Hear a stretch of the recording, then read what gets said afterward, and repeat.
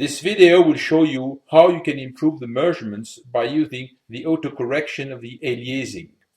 In order to show you these improvements, we will use an open channel which is closed at the end by a wall, leaving a small gap. We will measure the profile from about 30-40 centimeters away from the ending wall up to the jet from where the water is flowing out. You see now on the video in red the aliased profile and in green the corrected profile. Let's see how to go from the aliased profile to the correct profile. We will start with the default parameters. It is always highly recommended to start with the default parameters for any new measurements. The TGC will be set to uniform as we do not expect a high level attenuation inside the liquid. Then the assisted mode will not be used. Let's define now the parameters. The first parameters to be defined is the emitting frequency, which is 8 MHz in our case. Then we will use a full velocity scale, and we will define a first depth of 100 millimeters because we're not interested to make any measurement close to the probe where the flow is disturbed.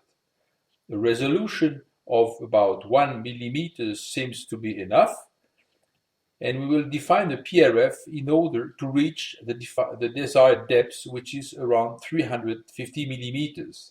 Let's start with 500 microseconds for the PRF, and let's use 250 gates.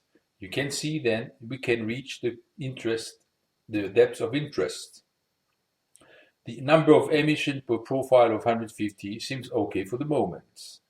Let's see what we obtained as a result. What you see on the screen is typically an aliased profile. The beginning of the profile is negative, where it should be positive because the flow is going away from the probe, and at the far end depths you can see jumps in the velocity. Let's apply the correction mechanism. The correction mechanism is available in the filter menu. We will use the 2PRF method in that case. 2PRF method generates a reference profile. This reference profile uses two different pulse repetition frequencies which are close together.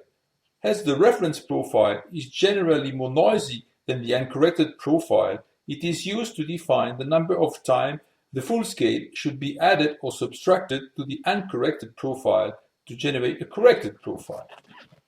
The reference profile is generally filtered in order to improve the mechanism. Also, three types of curves can be shown in order to see how the mechanism works. But let's start without applying any filters, and let's show the uncorrected and the corrected profile. The green curve represents the corrected profile and the red curve the uncorrected profile. We can improve the correction by shifting the origin of the velocity scale. You clearly see that the correction mechanism corrects many times the aliasing. Let's see how the filters may improve the measurements and the quality of the mechanism. We can apply two types of filters, a moving average and a median filters. The jump filters will be applied in the second step. After applying some filters, improvement has been realized, as you can see in the far depths. If we apply the jump filters, you can see that a nice and smooth profile will be available, and the correction mechanism is still to be imperfect at far depths. In order to improve these corrections at the far depths, we have to change the difference between the two pulse repetition frequency. A short value will enlarge the velocity scale. Now you can see clearly that the measurements are being corrected many times the aliasing as expected at the depth of 350-40 millimeters.